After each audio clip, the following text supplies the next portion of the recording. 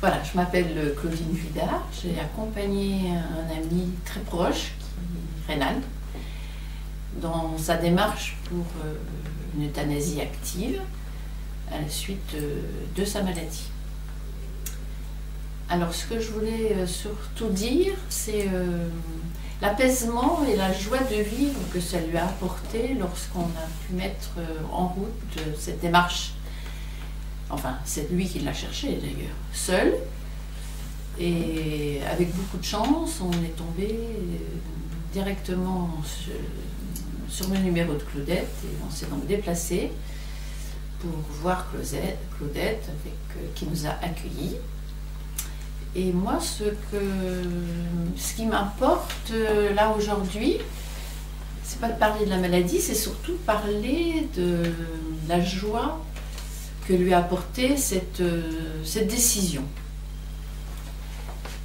C'est-à-dire que l'inquiétude de la maladie, tout le monde peut l'imaginer, je suppose. Il ne souffrait encore pas de cette maladie-là, mais il en avait déjà eu une autre avant. Et celle-là allait être donc encore plus terrible par le traitement, par l'issue qui de toute façon serait fatale, à plus ou moins long terme évidemment, mais voilà. Donc sans espoir de guérison. Alors, il y a beaucoup de maladies, il n'y a pas d'espoir de guérison, mais il y a quand même un confort de vie où celle-là, il ne l'aurait pas, ce confort de vie. Voilà, donc après cette démarche où on a rencontré Claudette ici, l'accueil qui nous a été fait, la visite chez Christine, le médecin qui avait besoin d'accepter son dossier. Et ça a été le fait que Christine accepte son dossier, ça a été un soulagement. Il pouvait poser sa valise, être sûr d'une issue qui lui convenait et donc profiter de la vie. Profiter de la vie.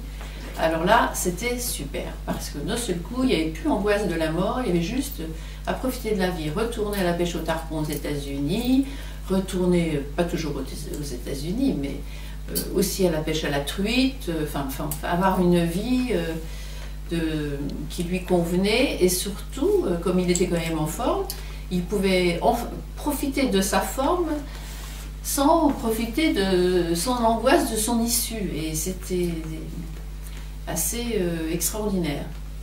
Voilà, alors évidemment on en discutait de temps en temps, pas souvent, très brièvement. En général, c'était toujours le restaurant devant un bon verre, voilà. Et 5 minutes, comme il disait, on discute 5 minutes. Il faut qu'on y retourne parce que je vois bien que mon dossier ne soit pas en dessous de la pile.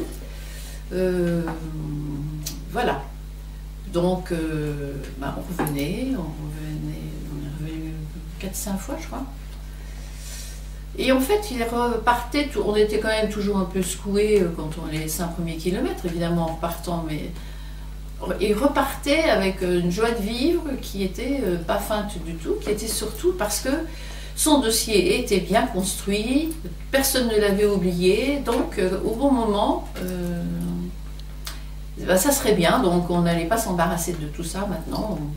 Il pouvait reprofiter de sa pêche, de son fils, de ses amis, avec une joie qui n'était pas feinte du tout, hein, vraiment. Et ça, c'était quand même assez fabuleux. Voilà.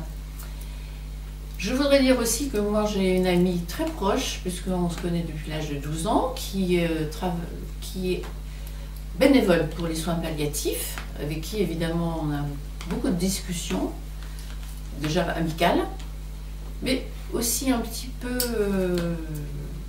débat d'idées, quoi. Qui n'était pas tout à fait d'accord sur cette façon de faire. Et où je dis que c'était quand même un peu se voiler la face, parce qu'en soins palliatifs, on pousse les molécules les unes derrière les autres, et tout le monde trouve que c'est bien. Enfin, voilà. Et on accentue quand même aussi, on raccourcit la vie du patient. C'est quand même obligatoire avec ces molécules-là. Et je le dis parce que je suis médecin, donc je le sais, je l'ai vécu, voilà. Et en fait, là, ce qu'on reprocherait, c'est que simplement, ce soit le patient qui décide qu'on lui pousse toutes les molécules d'un coup. Enfin, à mes yeux, c'est un peu comme ça. Parce qu'effectivement, c'est peut-être pas tout à fait les mêmes molécules, mais le résultat est le même.